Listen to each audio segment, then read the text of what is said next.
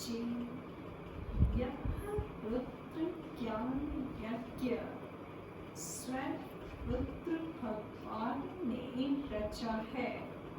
इसमें तुम अपना सब कुछ स्वाहा करो, क्योंकि अब घर चलना है।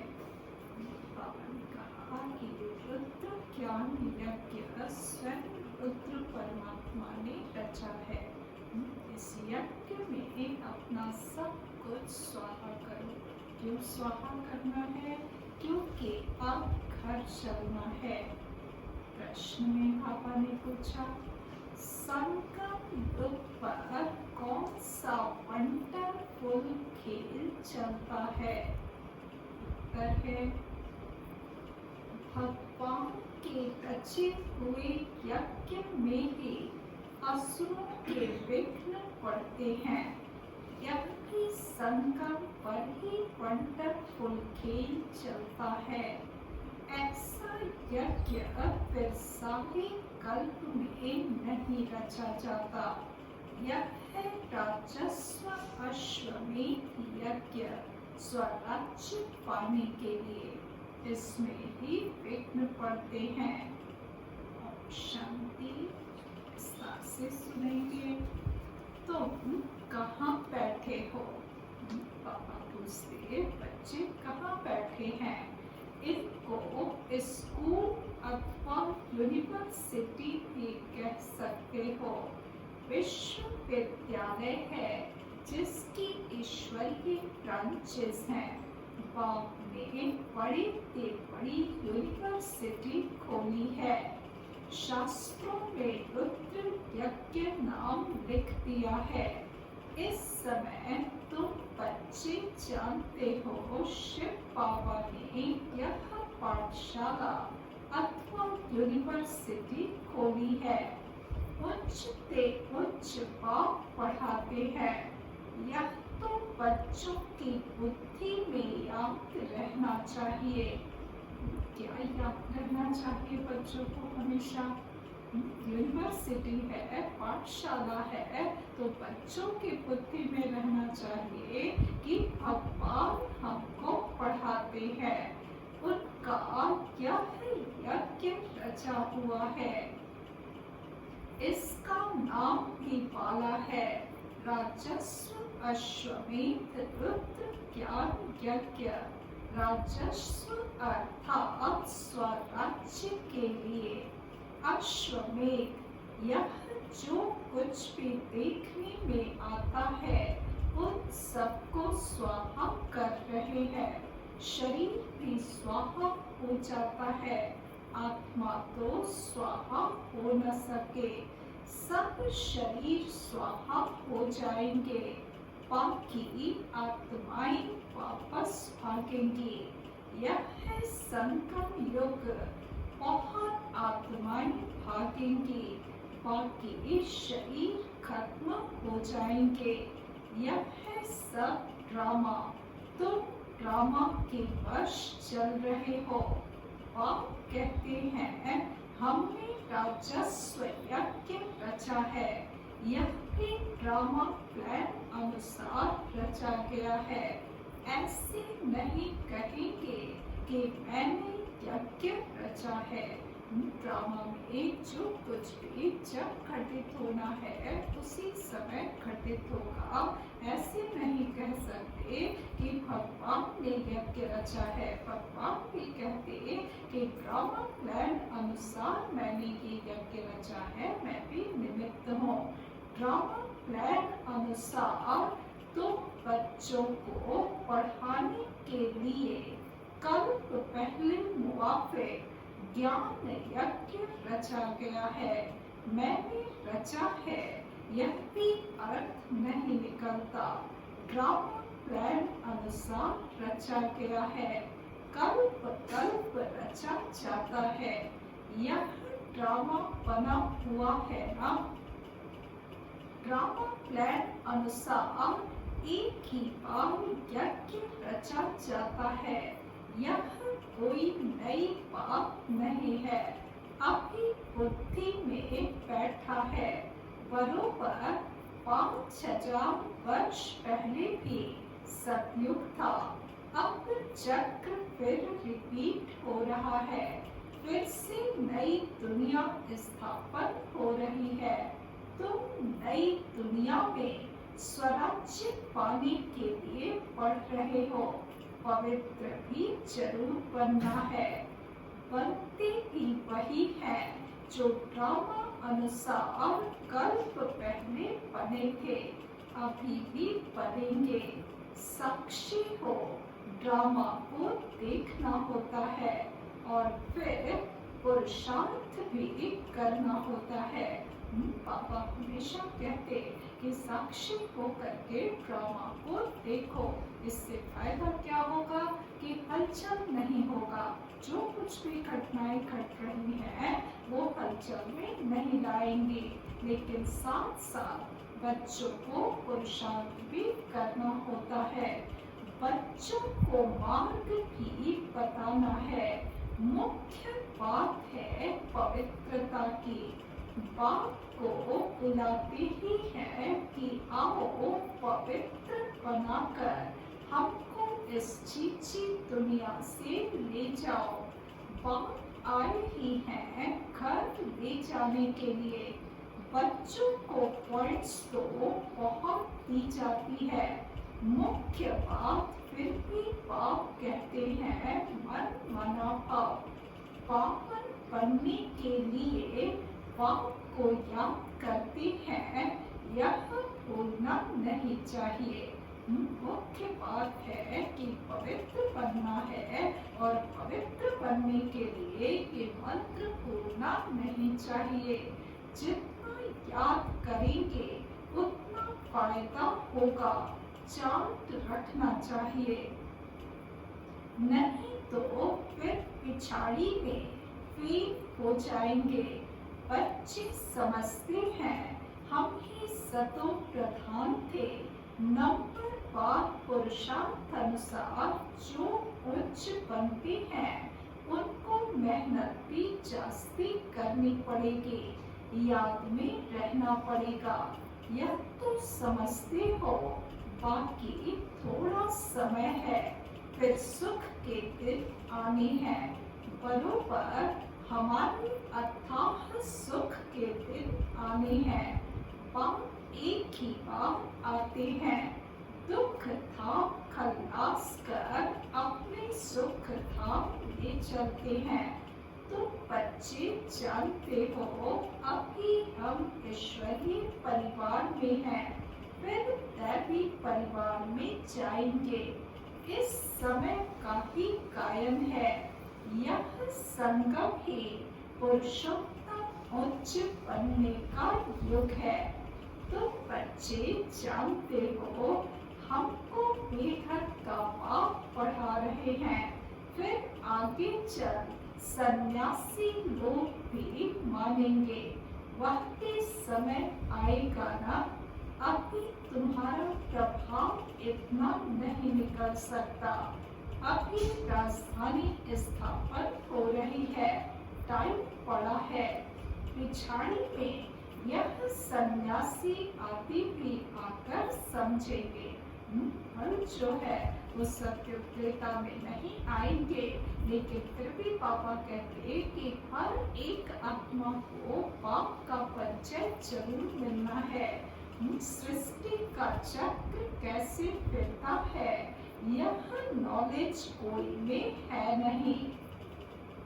यह भी बच्चे जानते हैं पवित्रता पर कितने विघ्न पड़ते हैं, अबलाओं पर अत्याचार होते हैं। द्रौपदी ने पुकारा है ना, वास्तव में तुम सब द्रौपदियां, सीताएं, पार्वतियां हो। याद में रहने से अबलाएं कुब्जाएं भी पाप से वर्षा पा लेती हैं। याद में तो रह सकती है ना, बाह्य विघ्न चाहे कितने भी हो, बाबा कहते ज्ञान में तो सभी रह सकते हो ना। भगवान ने आकर यज्ञ रचा है, इसमें कितने विघ्न पड़ते हैं, अभी भी विघ्न पड़ते रहते हैं। कन्याओं को जबरदस्ती शादी कराते हैं, नहीं तो मार कर निकाल देते हैं। इसलिए पुकारती हैं, हे पतित पावन आओ। तो जरूर उनको रथ चाहिए जिसमें आकर पावन बनाए। गंगा के पानी से पावन नहीं बनेंगे, बाप ही आकर पावन बनाए, पावन दुनिया का मालिक बनाते हैं। तुम देखते हो इस पतित दुनिया का विनाश सामने खड़ा है, क्यों न बाबा का बन जाए, स्वाहा हो जाए। वर्तमान परिस्थितियां देखे तो बाबा दिखाते चारों तरफ विनाश लगा पड़ा है, दुनिया अंत की ओर जा रही है, तो क्यों न बाबा का बन जाए, स्वाहा हो जाए। पूछते हैं स्वाहा कैसे हो, ट्रांसफर कैसे करें। पापा कहते बच्चे तुम इस साकार पापा को देखते हो ना, यह खुद करके सिखा रहे हैं। जैसा कर्म हम करेंगे हमको देख और करेंगे। बाप ने इनसे कर्म कराया ना, सारा यज्ञ में स्वाहा कर दिया। स्वाहा होने में कोई तकलीफ थोड़ी ही है। यह न बहुत साहूकार न गरीब था, साधारण था। यज्ञ रचा जाता है तो उसमें खान पान की सब सामग्री चाहिए ना। यह है ईश्वरीय यज्ञ। ईश्वर ने आकर इस ज्ञान यज्ञ की स्थापना की है, तुमको पढ़ाते हैं। इस यज्ञ की महिमा बहुत भारी है। शास्त्रों में भी इस यज्ञ की, अश्वमेध यज्ञ की महिमा बहुत भारी है। ईश्वरीय यज्ञ से ही तुम्हारा शरीर निर्वाह होता है। जो अपने को अर्पणमय समझते हैं, हम ट्रस्टी हैं, यह सब कुछ ईश्वर का है। हम शिव बाबा के यज्ञ से भोजन खाते हैं, यह समझ की बात है ना। कितनी ऊंची बात पापा ने बच्चों को सिखाई कि आपके पास जो कुछ भी है ये सब ऐसे ही समझो कि शिव पापा का है, ये यज्ञ का है और हम यज्ञ से भोजन खाते हैं, क्योंकि शरीर निर्वाह सबका कहाँ से होता है? हाँ, शिव पापा के ही भंडारे से होता है ना। तो ऐसा समझना चाहिए, यह समझ की बात है ना। यहाँ तो नहीं सबको आकर बैठना है। हम ऐसा ना समझे कि स्वाहा होने का मतलब कि सभी आकर के सेंटर पर ही बैठ जाए। सब अपने घर को, हर एक अपने घर को यज्ञ बना सकते हैं, यज्ञशाला बना सकते हैं। इनका सैंपल तो देखा, कैसे सब कुछ स्वाहा किया। बाबा कहते हैं जैसे कर्म यह करता है, इनको देख औरों को भी आया, बहुत ही स्वाहा हुए। जो जो हुए वह अपना वर्षा लेते हैं। बुद्धि से भी समझा जाता है, आत्मा तो चली जाएगी, बाकी शरीर सब खत्म हो जाएंगे। यह बेहद का यज्ञ है, इनमें सब स्वाहा होंगे। तो बच्चों को समझाया जाता है कैसे बुद्धि से स्वाहा हो, नष्ट मोहा बन जाओ। यह भी जानते हो यह सारी सामग्री खाक हो जानी है। कितना बड़ा यज्ञ है, वहाँ फिर कोई यज्ञ नहीं रचा जाता है, न कोई उपद्रव होते हैं। यह सब जो भक्ति मार्ग के अनेक यज्ञ हैं वह सब खत्म हो जाते हैं। ज्ञान सागर एक ही भगवान है, वही मनुष्य सृष्टि का बीज रूप सत्य चैतन्य है। शरीर तो जड़ है, आत्मा ही चैतन्य है, वह ज्ञान सागर है।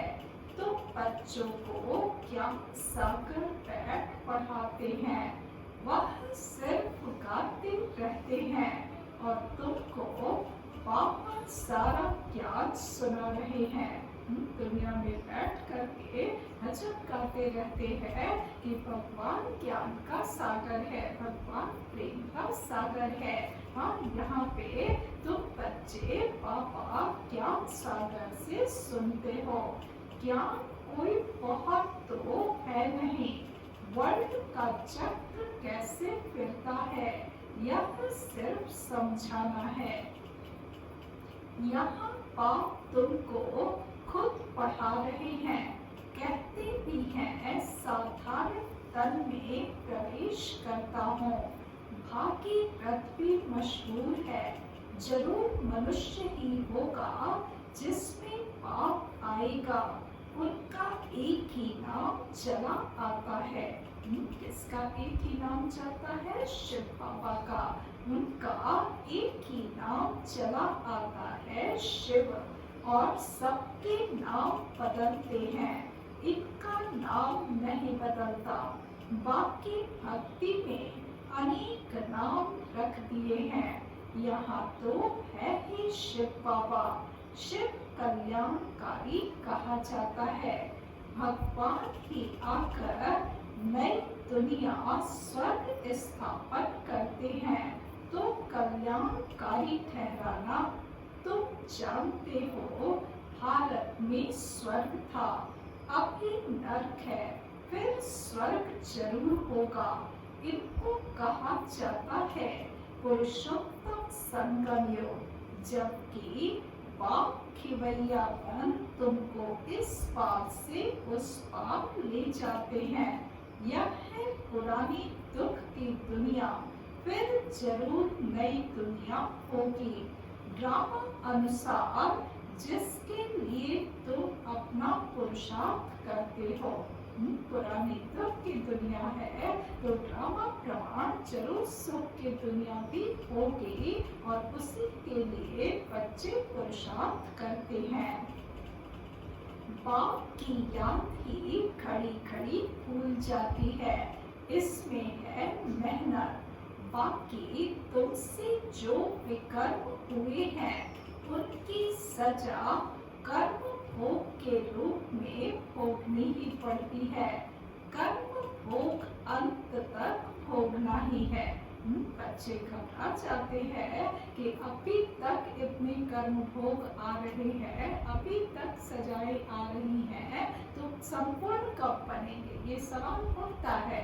बाबा ने कहा कि कर्म भोग अंत तक भोगना ही है, उसमें माफी नहीं मिल सकती है। ऐसे नहीं बाबा क्षमा करो, कुछ भी नहीं, ड्रामा अनुसार सब होता है, क्षमा आती होती ही नहीं। हिसाब किताब चुप तो करना ही है, तमो प्रधान से सतो प्रधान बनना है। इसके लिए श्रीमत भी मिलती है। श्री श्री शिव बाबा की श्रीमत से तुम श्री बनते हो। श्रेष्ठ से श्रेष्ठ शिव बाबा की श्रीमत पा करके बच्चे भी श्रेष्ठ बनते हैं। उच्च ते उच्च बाप तुमको उच्च बनाते हैं। तुम अभी बन रहे हो, अभी तुमको स्मृति आई है। बाबा कल्प कल्प आकर हमको पढ़ाते हैं। आधा कल्प उनकी प्रारब्ध मिलती है। सृष्टि चक्र कैसे फिरता है, उस नॉलेज की दरकार नहीं रहती। कल्प कल्प एक ही बार आकर बतलाते हैं कि यह सृष्टि का चक्र कैसे फिरता है। तुम्हारा काम है, बच्चों का काम क्या है? बाबा ने कहा यूनिवर्सिटी खोली है तो बच्चों का काम क्या होगा? बच्चों का काम है पढ़ना। और चूंकि रुद्र ज्ञान यज्ञ स्थापित हुआ है तो दूसरा काम क्या हो जाएगा? क्योंकि यज्ञ को संभालने के लिए ब्राह्मण चाहिए और यूनिवर्सिटी में पढ़ने के लिए स्टूडेंट्स चाहिए, तो स्टूडेंट का काम हुआ पढ़ना और यज्ञ संभालने के लिए ब्राह्मण चाहिए, तो ब्राह्मणों का काम होगा पवित्र बनना। हम ब्राह्मण पवित्र चाहिए, तो तुम्हारा काम है पढ़ना और पवित्र बनना, योग में रहना है। बाप के बनकर और पवित्र नहीं बनेंगे तो 100 गुना दंड पड़ जाएगा, नाम ही बदनाम हो जाता है। गाते ही हैं सतगुरु का निंदक ठौर न पाए। मनुष्य को पता नहीं कि यह कौन है।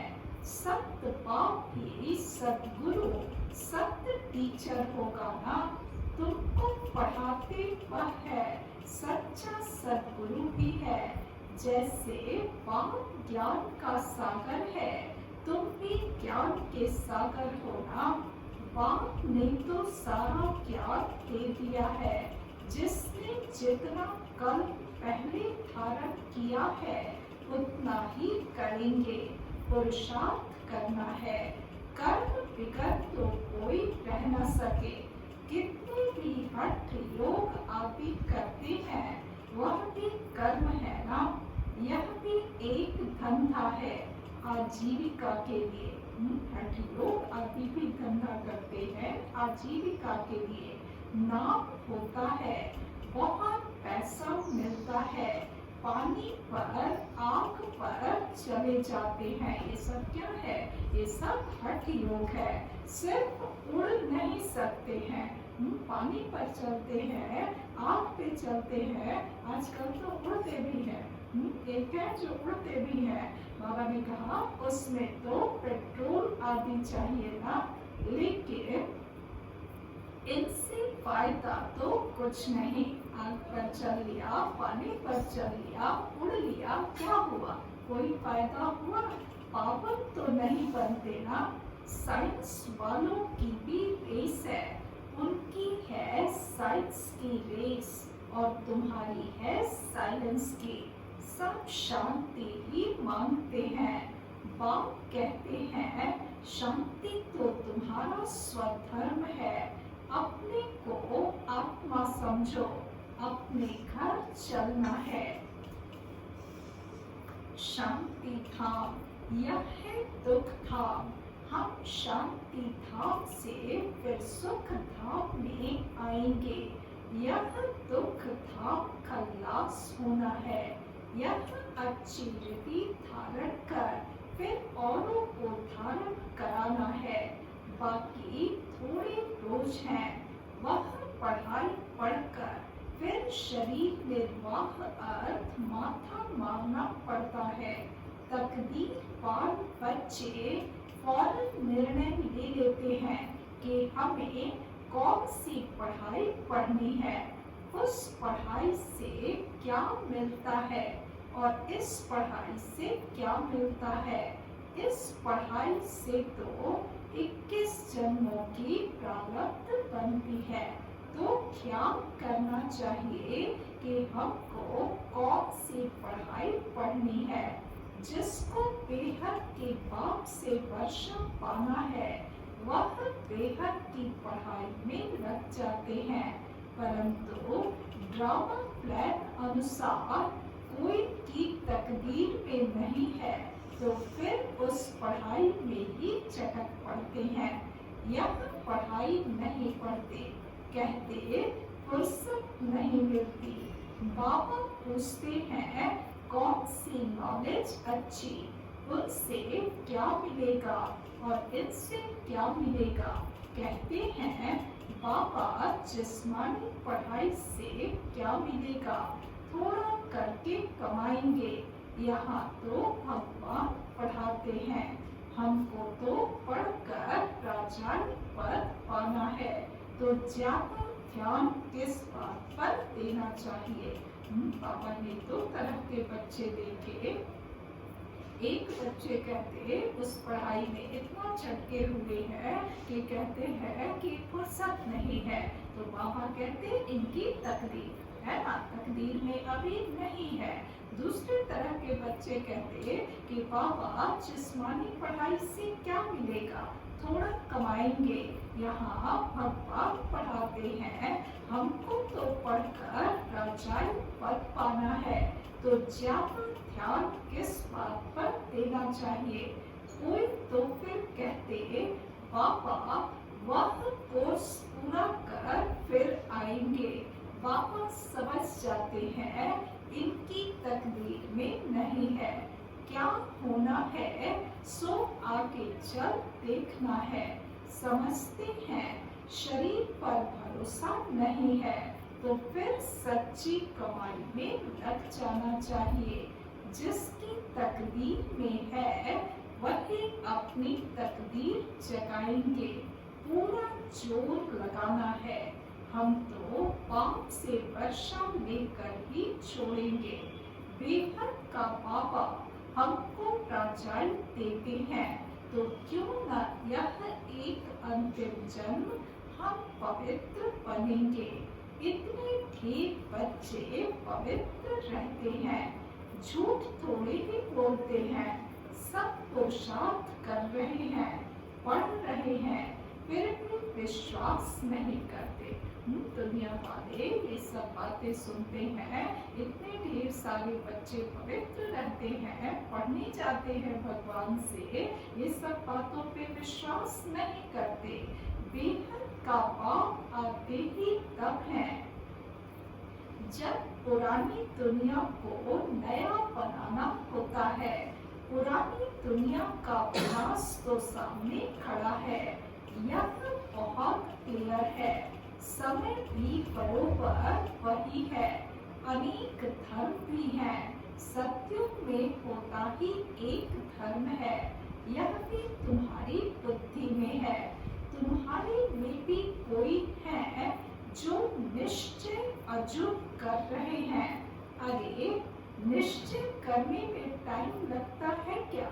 बच्चे कोर्स करते हैं, उसके बाद कहते हैं धीरे धीरे निश्चय हो रहा है।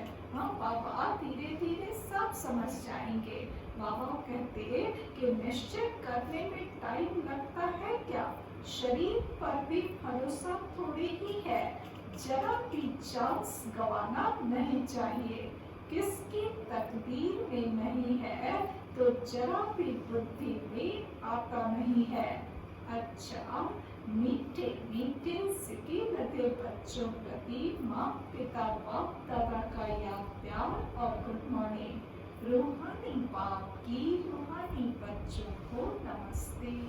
हम रूहानी बच्चों की रूहानी बाप को नमस्ते नमस्ते नमस्ते। धारणा के लिए मुख्य सार, पहली पॉइंट है, सच्ची कमाई कर 21 जन्मों के लिए अपनी तकदीर बनानी है।